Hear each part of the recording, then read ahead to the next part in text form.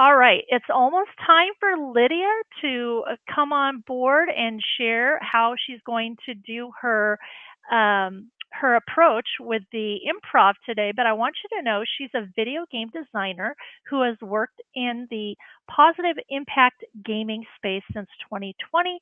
She's an alumna of the Code Covens Game Development Bootcamp, and she loves learning and hates homework. That is my type of person.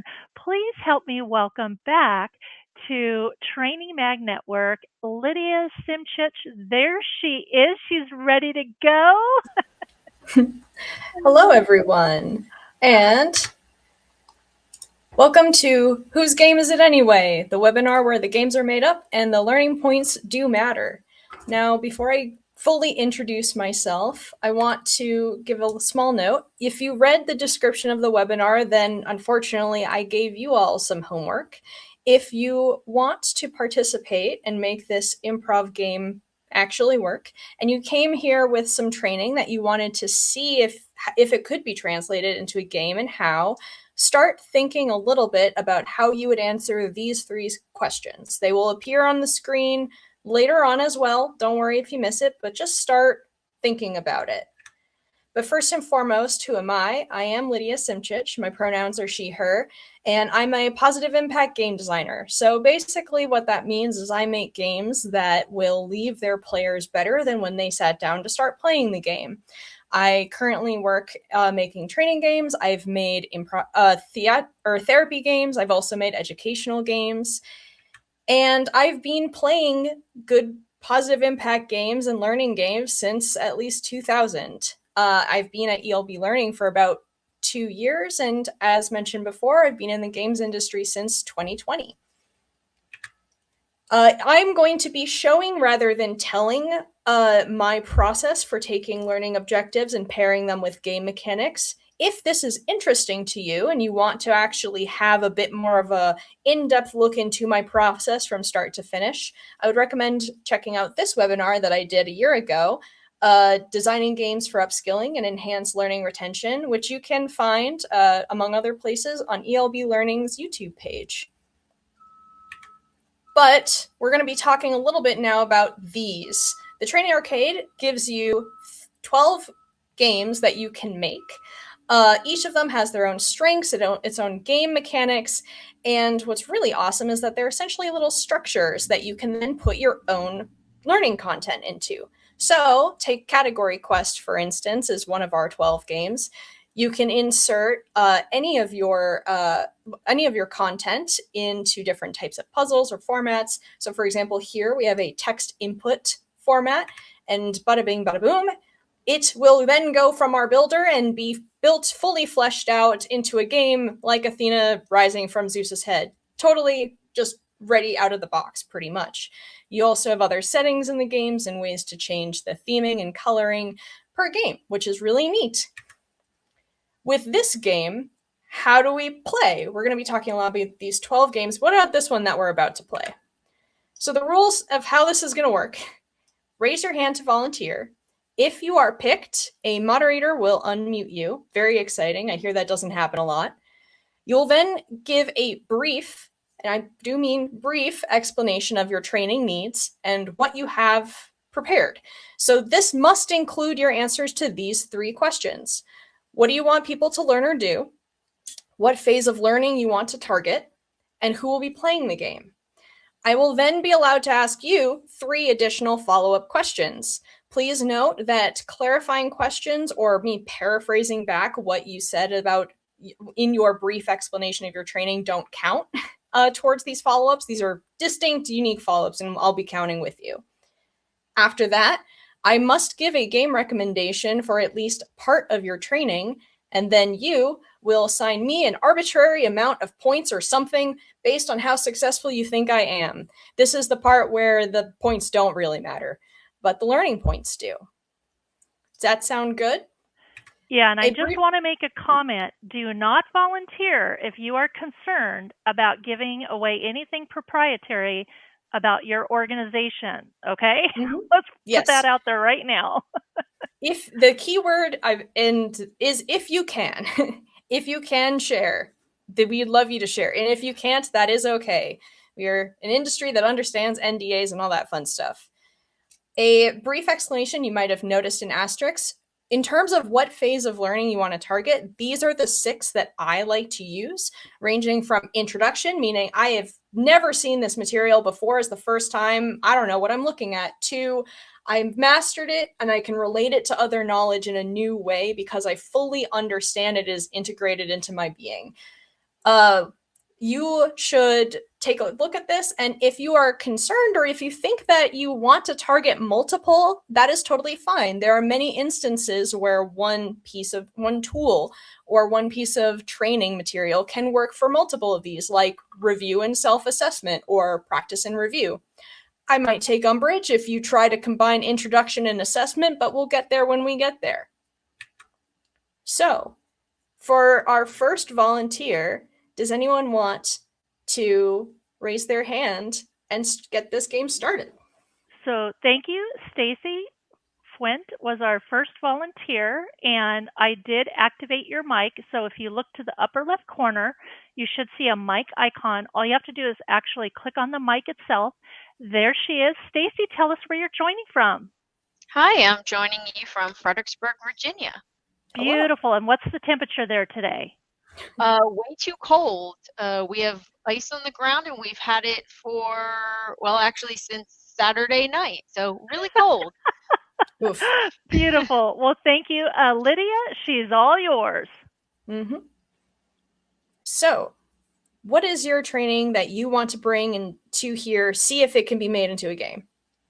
I want people to learn how to write effective AI prompts. Okay. What phase of learning are you thinking of, and who is this? Who are these people that will be writing these AI prompts? It will be for staff with a very entry-level understanding of generative AI, so things like ChatGPT, so newbies. And I would like them to practice writing prompts and then doing a self-assessment. Okay. So that covers our 3 questions. My follow-up question, what industry do you work in? So when you say staff, who do you mean? Government workers. Okay. Practice and self-assessment. Are you looking for one game that can act as both, or are you looking or do you not mind if those 2 are separate things? They could be separate things. So I guess the first thing we could start with is practice. Okay. And when it comes to this learning objective, what do you find is the hardest thing to get people, new people to AI to start really thinking right in the right modality to write AI prompts? I guess sticking to a framework, like a certain framework where you give it, task, role, details. Ooh, okay. Including those in your prompt instead of just kind of winging it.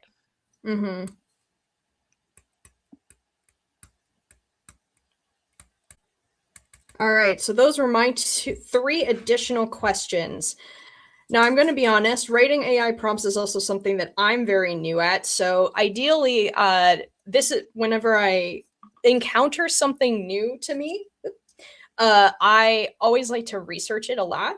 So just because I like to kind of understand what I'm trying to embody here.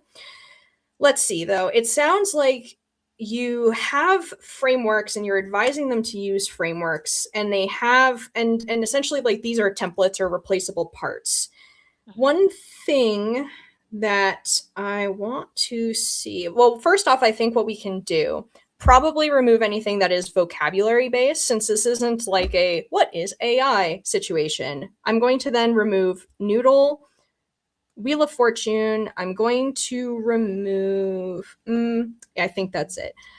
I'm also going to preemptively remove jump and match. It sounds like if these are folks that are new to AI, and also government employees, I imagine that they may not either have the time to play those sorts of games where it's, and not have enough of that existing knowledge to have a game where it's like you're playing a little arcade game and then every so often you answer a question that you're reviewing and trying to solidify to get a power up. We're going pretty introductory, and I don't know how long their lunch break is in a government position, so let's best not do that. Those are good for when you want to have long-term reinforcement, especially for certain things that just don't want to stick in your head. I don't think this will be good necessarily for recall. I can't imagine there will be a lot of good images to use for this.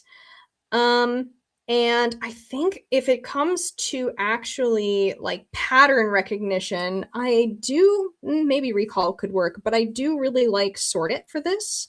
Pattern recognition, potentially detective. I don't think scramble. And maybe not Jeopardy. I think that things, what I would really actually lean toward is probably sort it as far as practice goes.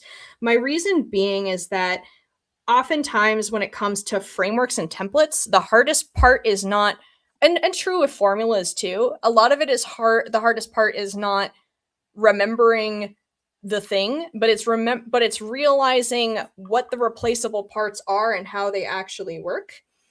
So, for example, so I think for sort it, what would be good is then you can have a bunch of different rows and columns where it is like different scenario. You have like your task, your role, and your details. Essentially taking those like prompts that you want, or what a good AI prompt would be. And each of the subsections, so this would be like prompt 1, or like with a goal for 1, prompt 2 with a different goal. And it would have each of those things. So it would have the task, how you would phrase the task relating to prompt 1, how you'd phrase the role related to prompt 1, how you would phrase the details related to prompt 1. So then you can have a bunch of different use cases essentially demonstrated here, but they have to think about those use cases as parts and start identifying like, this is the part of the use case that is the detail part. This is how a role manifests when it comes to this prompt. That is honestly, I think, how I would go about it.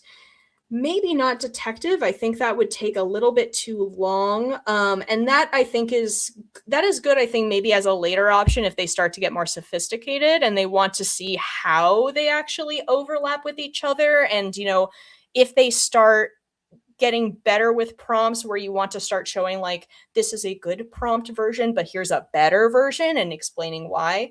But for more introduction, I would go with sort it. Sort it also, I think, could be used as a good self-assessment tool if you wanted to make a different sort it that is more complicated, more granular, less obvious examples. You can really, depending on the content that you add or the examples, you can scale up and scale down. But that is my recommendation in this scenario. Obviously, every game that we include should be one tool in your toolkit of training. Nothing should do everything. It can't. Cure-alls cure nothing. Same deal here. But I think that sort it might actually be really good. And it's also a short enough game that people can play it when they have pockets of time here, there, anywhere, which might work quite well depending on what aspect of government work they're doing. My recommendation is sort it. So how did I do? What do you think? That's awesome. Are you intrigued? I am. I need to go bug my boss after this. I want to give it a go. If you get a gold star. If you had to give me a score, what would you give me for this offering to you? What is the top score? The points don't matter. It is truly, you can give me anything in any unit. A gold star. Yay. I love it. I get 1 gold star. Thank you so much for volunteering first. I know that can be on the scary side. Thank you. Beautiful, beautiful. We did have a question come in from Kristen. Do students or trainees have to log into the ELB website, or are these available to embed in a learning management system or other platform? You can actually embed these games. We have, as part of the builder, we give you the unique URL, which you can copy and share. Would you mind actually shifting to my slide deck for a second? Sure. I'm going to try and remove my notifications. There we go. Hopefully that works. You can URL. You can. We have an embed link, so you can essentially say like how big you want it if you want to embed it in a website, and also we have. You can download the game as a SCORM package if your LMS just works well with SCORM. You can then use that to upload into your LMS. So there are multiple ways. Beautiful. Another question that came in was, when is it appropriately used? Thank you, Daryl.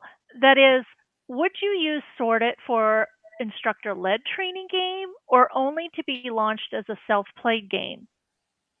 Ooh, there are some of these games that are like meant to be instructor-led. We have modes for that. Jeopardy is a great example. Wheel of Fortune's another great example. We have trivia as well. However, I mean, you can always hack something if you want to.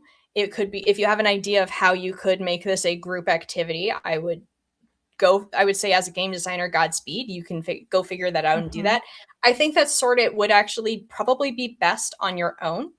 As there is no like main method for a sort of like a instructor-led mode or presentation mode, for instance. I also think that especially if you're going to have it be practice or self-assessment, those are best to be, in this scenario specifically, those are best done in private. A lot of times, adult learners, especially, like, we're expected to kind of just know things, and that makes learning scary. Having that opportunity to fail safely or have to try as many different times as you need, or just not get something on your own, is a lot safer and helps a lot make it stick a lot better. Yeah. But maybe you could do some form of instructor-led thing based off of the material that you use in this game later on as a form of review activity. Once people get a sense of, feel a little competent. Yeah. And a lot of times when we're doing instructor-led, we think we're not doing instructor-led unless we're speaking 100% of the time. And that's not really true. I could see you allowing them in the instructor-led class time to go off on their own. You're going to do the Sort It game and then come back and maybe do a debrief. And I think that's a nice workaround too, because, even though you do live instructor-led, either online or in person, that doesn't mean you have to be the one doing something the entire time as the trainer. Yeah, I got 1 thumbs up. Yay. All right, Lydia, are we ready for our next volunteer? We are indeed. Okay. Does anyone else have an answer to these lovely 3 questions and want to share? Yes. So I got to see a hand raised for me to be able to activate your mic. 1, 2, 3, 4, 5, 6, 7, 8, 9. You notice how I'm counting? I'm seeing how many seconds it takes to get a volunteer. Oh, Heather Wells. Awesome. Okay, so let me activate Heather's mic here. Okay, so you should see a mic icon in the upper left corner. Keep your hand raised. And then, how are you, Heather? I'm great. Thank you very much. Good. And tell us where you're located and the current temperature. Well, I'm located in Flint, Michigan, and I believe last I checked, our temperature was at 15 degrees. So it's definitely gone up since this weekend. We were in the negatives. Oh, that's crazy with the wind chill. It's just crazy, right? Yes. Oh, all right. So, Lydia, take good care of Heather. I will try. Heather, can you tell me your brief explanation of what you would want to try having be made into a game? Yeah, I will do my best. Is kind of why it took me a secondary span, because it's like, how can I word this, make sure proprietary is safe. But so with this, what I would want the client, I work for a care and case management system, and we work with case managers. We have a lot of information that's, constantly rolling out with the changes for the system, and also with policies and things like that. So I think what I would like to help the case managers with is understanding directives for the system versus directives with policy.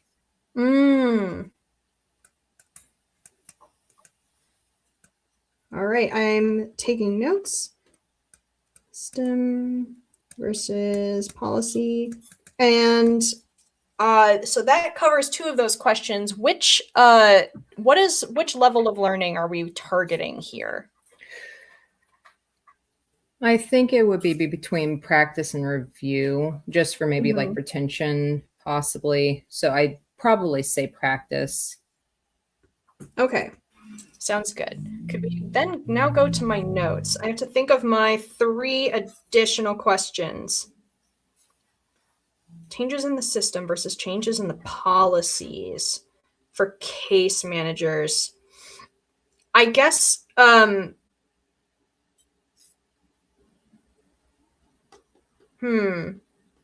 Can you explain a little bit, when you say system versus policies, why is it important to know what the difference is? What the difference is between a change in the system versus the policy? And also, just so you know, that this triangle is a delta, that means change. Understood. No, for sure. So the system may have 3 or 4 actions to get through to get to like the answer of the policy and the requirement for what needs to be done. So it's understanding that where the workflow comes into play. Okay.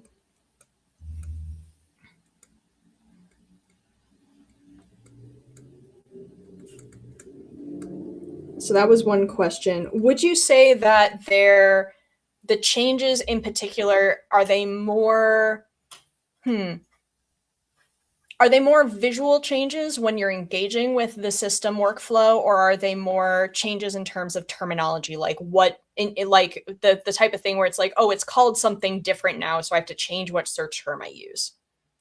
I would say more visually. Yeah, like a visual sequence. Yes. Okay. And then the last one, how often do these changes occur? It depends based on the client's requirements, or it'll depend on making the system match for updated policy. So I wouldn't say it's an all the time thing, but it's frequent enough to just adjust some of the function for like releases and things like that. So in the same way of like one would drop patch notes once a month, and Absolutely. So you know around that time something's going to change. Okay, thank you so much. Oh my gosh, I'm going to have so many things to Google when I'm done with this, just to learn a little bit more. This is why I'm glad I'm asking you for help. Yes. Okay. So changes in systems and policies, directives. So how workflow comes into play. Very much I'm thinking about whenever CVS changes their layout, or any pharmacy changes their layout, it's like once a month and then everything's wrong, is what it feels like. With it being, I think this is not the right time for jump and match. I think that it will also not be, if it's visual, it's probably not going to be a scramble or a noodle, not a wheel of fortune. What I really want to see is things that work with sequencing, or looking at, visually how to walk through something.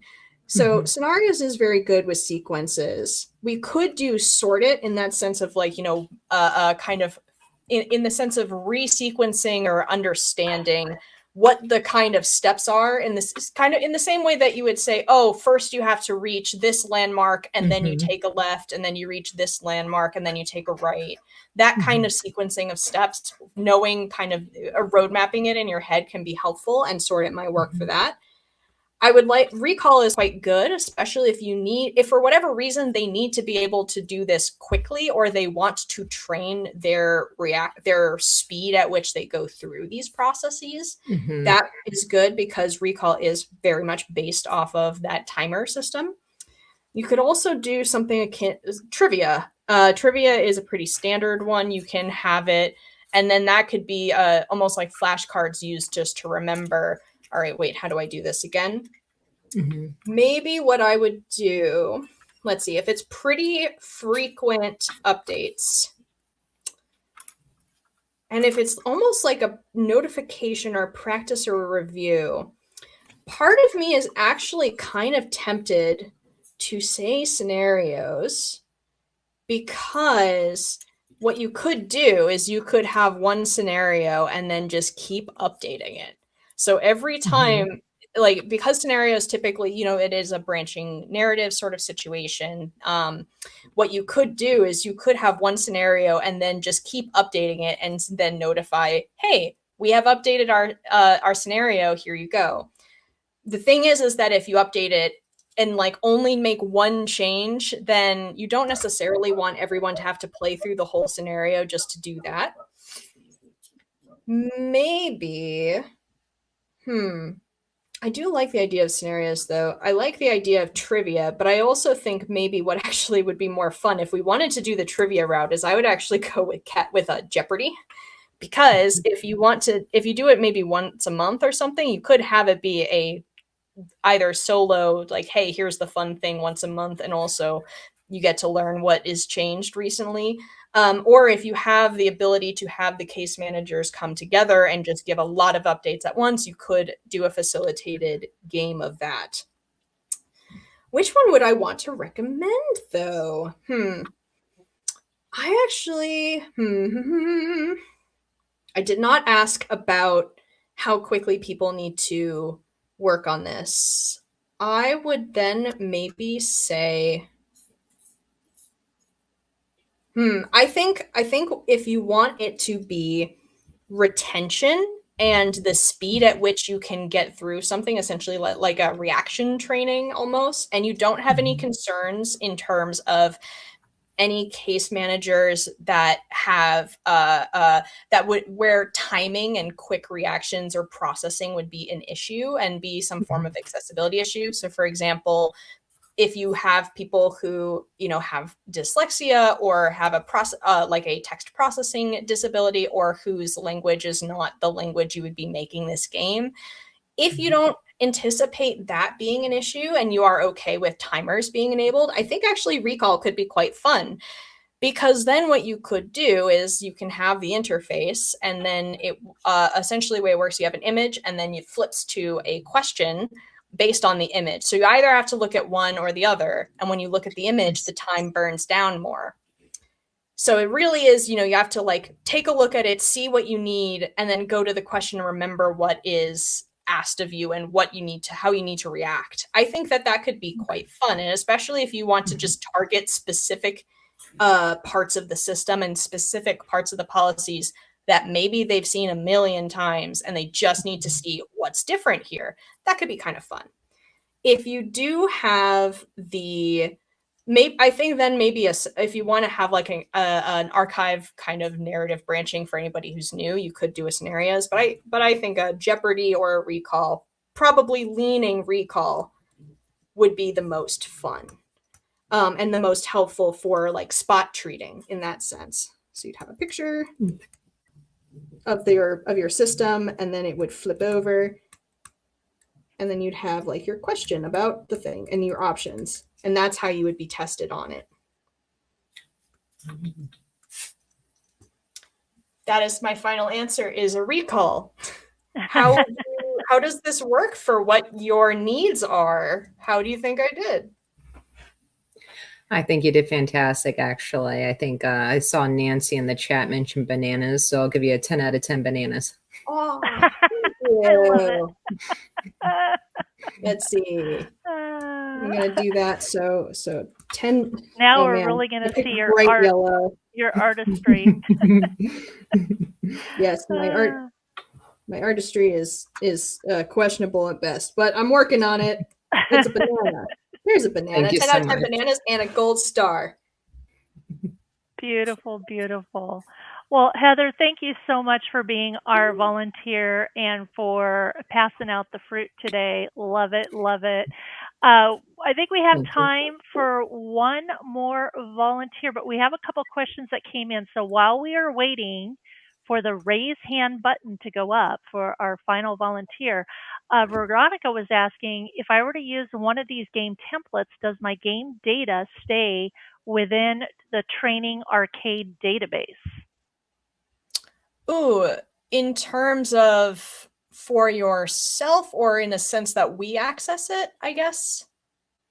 Yeah, I mean, it sounds like a privacy, proprietary type, like how do you, I mean, is the data stored with your databases, or do they, is there an option to download and offload into their own system so that you have no, storage of their data? That's kind of how Ooh, I'm reading it. that is a very good question. Mhm. I also know that when it comes to that sort of data privacy, I don't want to answer the question inaccurately, either one way or the other. I see Jen is typing, and hopefully she would be able to give a better answer in terms of that needs. Actually, yep, she just dropped an FAQ on data privacy. I would check in there first, and then if you don't find the information you need, to see if you can contact us about your specific instances. I do know that data privacy is something that isn't a very important issue with a lot Right. of our customers, and I don't have enough of that engineering knowledge just by proxy of working with our engineers to really give you an answer that I'm confident enough would be make you confident enough one way or the other. Yeah. And Jen did say the game can be downloaded as a SCORM file and you would add it to your LMS. So I guess that would separate the data right there. Yeah, this is great. All right. I don't see any other volunteers. So last chance to do the raise hand for volunteer. Otherwise, you're going to be bored by my volunteering. Yeah, so let's take a moment. We can if we have enough time that if you don't fully know all the answers to these questions, you can kind of come up on the fly. I would love to learn something else today that's new to me. I now have like systems and policies and case managers and AI prompts to look up after this. We do have one other question that came in. Deb was asking, are the games accessible, specifically equitably user-friendly for folks who use screen readers and other assistive technologies? And I was looking at the trivia game and I noticed there's an accessibility colors on off switch available. But I mean, I think for people using screen readers and other assistive technologies, I don't know if you have any information on that with respect to those games. Yeah, that is accessibility is very forefront in our mind, and something that we want to definitely do better on and have it be more consistently accessible across all of our games. As we make improvements, that's one of the things that we're trying to roll out, and I essentially like improve everywhere as we go. Some of our games are less screen reader friendly than others. We do have some games that are very much that definitely work with screen readers. That is another thing though that I know of, but I don't know enough about in terms of which ones are going to be the best for your screen reader using folks.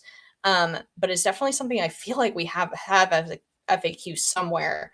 I do know that we have games that do work well with screen readers. I just can't think of them off the top of my head. Okay. Very good. We're getting a couple of requests. Is there any way that you could demo, like starting to build a game, what it looks like on the back end? Is that possible or no? Ooh, potentially. I would love to do one more of these game jams if with time. We've got about If 20 minutes, possible. maybe 18 minutes. Maybe. I will say that we have done webinars and we do demonstrations on how to build games pretty frequently. I actually did a webinar on how to build a category quest game when the game released. We also, I will be sharing there, if you go onto the website ELB Learning, and you look at the training arcade, all 12 of these games has a demo of a like fully fleshed out game that you can play. Which is really nice. So if you heard like, oh, I think actually, they mentioned Recall, but also Detective was one. I wonder what the difference is. You can actually go and follow that link that Jen just dropped and play Detective and play Recall and see the difference and maybe see a little better why I picked one versus the other. We also, if you ever want to play Jeopardy, our lovely Julie Lighton, she does a monthly Jeopardy game, lunchtime on Fridays. It's always very fun. I typically join because I enjoy trivia games. So if you want to do a little trivia and also want to see a Jeopardy game, a virtual live Jeopardy game played, and also might want to see some of the action under the hood, that is a really good opportunity. And Julie's lovely. Beautiful. We did get a volunteer. Adrian Elliott, I just activated your microphone. If you look to the upper left corner, if you click on the mic icon, hello, Adrian. Let us know where you're from and what is the temperature there today. Hello, I'm from Lawrence, Kansas, and our temperature is 35. Ooh, it's above freezing. Wow, it's warm there. Well, thank you for Currently. volunteering. Lydia's going to take great care of you. Thank you for volunteering. Yeah, I had to kind of think of how I wanted to phrase this as well, without, sharing information about our internal process and things like that. So I appreciate the care that you're taking to be able to feel okay participating in the first place, all of you. Yes.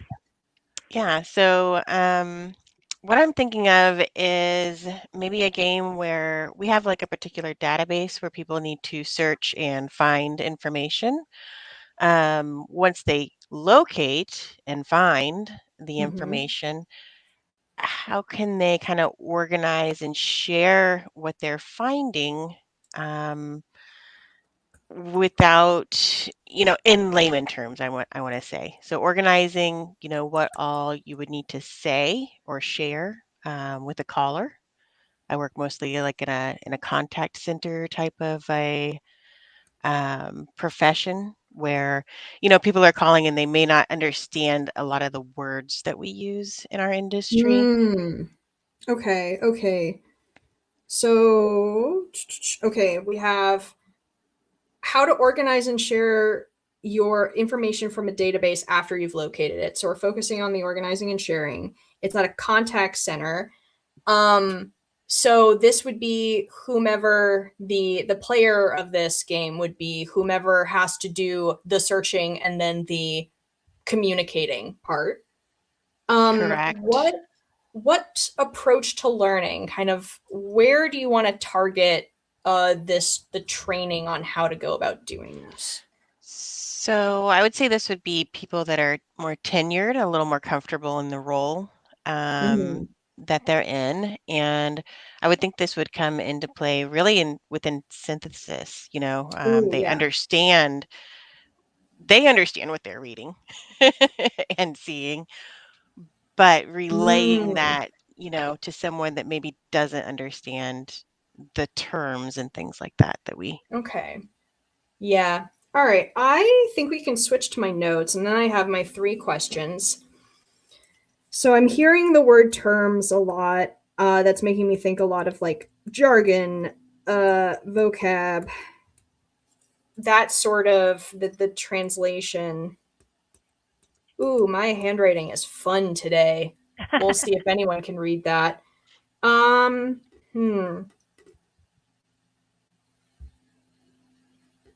So it sounds like I guess my question is, what are the consequences of not being able to do this thing effectively? Is it like cause confusion between the two, like cost more time on the phone with them, or is it have like a greater impact because people may misunderstand? Kind of, what is the consequence of not doing this well? Okay, so if the caller doesn't understand what you're trying to kind of tell them as far as the procedures and steps that you need to do in order to, I'm trying to be so Yeah. generic, in order to accomplish your goal, then, they're going to be sending us in paperwork, that's not going to be Oh. in good order. They're not going to Oh, accomplish their end yeah. goal. This sound very okay. It sounds. My husband is a project manager for the state of Minnesota, in a department in the state of Minnesota. It sounds like that kind of a. Oh, if they don't know what they're supposed to do, then it makes more work for everybody. Okay. Let's see. So that's the consequence of, it's just gonna keep dragging on, but no one's gonna explode, it seems. It's not like, hopefully it's not for an electrician, DIY electrician. Let's see. What other questions? So it's gonna be people who are tenured. Would you say that this is more of a soft skills, customer service, how to work with people kind of learning objective? Is that fair to say? I mean, they're tenured folks, so I mean, they know how to work with people, I would say. It's more of, I think, interpreting the information and making it relatable. I I mean, guess in the sense of, you can have a very friendly person who just whose language that they use is totally indecipherable to whomever they're talking to, and they don't pick up on that, and it's trying to bridge that gap between the two. right, yeah. Okay. I'm gonna make a little bridge. Okay. And would you say that the longer people get tenured with this, the worse at this they get, because they themselves know the words and the information and a lot better over time? Like, as they become experts, it's harder for them to go backwards in that way? Yeah, I think I would agree with that, yes. Okay, so there's this great idea in Buddhism. The idea is called beginner's mind. It was a little bit of a leading question, but like, this idea is that it is a lot easier to learn when you're a beginner because you know nothing, and it's a lot harder to learn new things or how to correct things and improve on things as you become more of an expert, because you know so much. But it's also a point of, when you want to teach somebody or explain something to someone, you have to remember that they don't know what you know, right? You have to return to their frame of mind. I think, this is interesting. So we have kind of a vocabulary thing. Ooh, exciting. All right. I don't think we want to do recall. I don't think trivia or category quest is not quite the right thing. I am going to props again for scenarios, because this seems like the type of thing that would do very well with a bit of role play. Role play is great, especially if you work with clients, which we did a lot of role play in my first games job, because we made games for clients, basically trying to practice how to talk to clients and explain very game designy things to people who don't know game design, right? Because you want them to understand and be a participant in it, and if they can't participate if they don't know what you're talking about. I think when it comes to jargon and vocab, I think you could do some very interesting things with Noodle and Scramble, in the sense of trying to come up with different ways to describe or to explain and explain the same thing to more people. you could actually potentially crowdsource some of this content from your employees at the contact center, where it's like, hey, what were some descriptions or ways that you explain something or analogies that really worked for you, right? I know that teachers, especially, like sometimes you have to go through like 5 different analogies, and then you finally may have one that it makes sense to the student, and then they do the thing you want them to, and it's great. But you still have to like go through a Rolodex of these sorts of explanations. That I think could be fun. And that could also be very fun as a Wheel of Fortune, because with Wheel of Fortune, you can have both individual words and you can have entire phrases. Unlike Noodle, which has only, I think, a 7-letter word limit. And then Scramble, you can do phrases or letters, but it's not going to be as long as, or it's going to be a little less. I feel like that's going to be a little bit more in the practice realm as opposed to synthesis. I think that either a scenarios role play or a Wheel of Fortune, where if you can get the content shaped in such a way that it's like, how would I explain it? How it's like you're like the way that you are trying. It's almost like the prompt is the thing that is in your database, and then the phrase is a way to describe it, or vice versa. And so that way people can you can have people start to make connections between the thing that is in the database and different ways to say it. Start to think a little bit more sideways about the things that they find in the database, because when you spend so much time learning and training this one thing, it's really hard to actually like start to think about it in any other way. You really just go like, oh, but it's that thing. It can only be that thing. I think that could be kind of fun. And with this Wheel of Fortune, you can have there is that kind of very playful element. It is not going to be feel as much as a training as maybe a trivia would or a scramble would. It's more, you can have it be more of a like, this is something that we're adding into our day to day. And I think especially since like as a synthesis, you want to be able to brush up and keep expanding your mind. You don't want to have to necessarily go through a training module to do it. So I think if you can frame, and this is where it is a little tricky, where I can't infringe on your policy and your systems too much, because I don't know it, and I don't want to know it for your company's sake. But if you can get the content to work in a kind of a clever way, I think a Wheel of Fortune. Otherwise, I would do a role play with scenarios and because then you can also assign scores to different responses and have it be like good, better, best when it comes to some things. And you can role play you can make a couple different scenarios with different types of people that call. So that way you can then start training essentially on reading the person and starting to try to pick up like, okay, well, what are they getting and what are they asking me? And then be able to learn how to respond in that way. Okay. Yeah, so maybe for the jargon side of it, maybe like a Wheel of Fortune, and the category is the technical term. And then the answer, like where the letters flip around, would be like a different way to say it. Yeah. I think so. And then from just an aspect of like as a caller or kind of making a scenario, you would probably use the categories. Is that what it was called? For the categories of person, I would use scenarios. Scenarios. Yeah. Okay. Scenarios. Yeah. So essentially like a Wheel of Fortune gives you that expands your kind of database on how you can describe things and communicate things. And then scenarios would then to show you, okay, I have this database of stuff I can use. How do I apply those new tools I've been given, those new explanations that I've been given, and in a way that will work, like matching them person to person. Okay. Well, thank you. Beautiful. Thank you. So we had stars and bananas. Thank you so much, Adrian, for volunteering. What is your score going to be? My score is going to be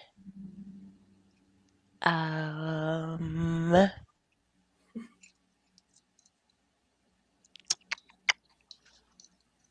globes. People are helping you. Cat pop. 5 snow globes. 5 snow globes.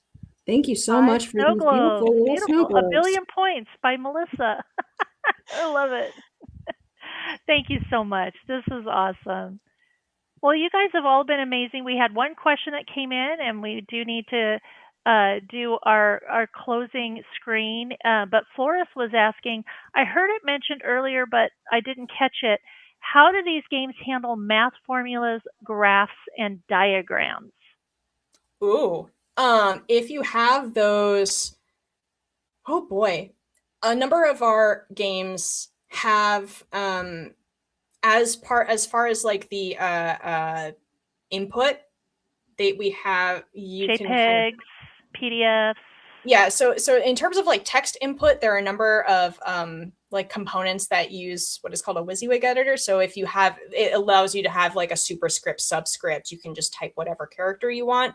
I would still just double check to make sure that it all translates nicely. As far as text inserts go, if you want to use that for formulae, when it comes to images, totally fine. If you have a diagram that's a JPEG or a PNG, you can do that. We also allow video. So if you have a short video, for example, of I know in when it comes to math, like if you want to show like the drawing of the graph over time, if that's relevant, there are many where you can add a video clip as part of the question or as part of the puzzle material. So hopefully that would cover you in terms of formulae. And then if the text input doesn't work out in terms of like you actually putting in the equation as text characters, then you can always use a PNG for that to show your formulae. Beautiful. Well, this has been great. Lydia, did you have a few other slides before our ending layout? No, that's it. I mean, Okay. I very much thank you for being brave and very careful with and thoughtful with how you've asked. I'm really glad that I was able to engage with you all in your various sorts of training. And I do hope that it was helpful or enlightening in some way. This is me again, my website. And also if you want to have a free trial of the training arcade and try out some of these building some of these games yourself, there you go. There's a QR code for you. Beautiful, beautiful.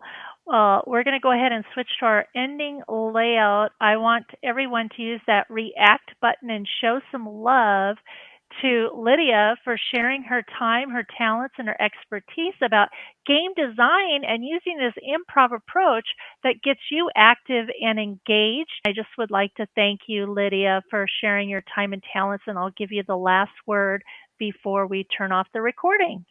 Well, thank you so much. And as my last word, I really hope that you got the references that to the improv TV show that I was aiming for. Yep. That was awesome. Thank you so much.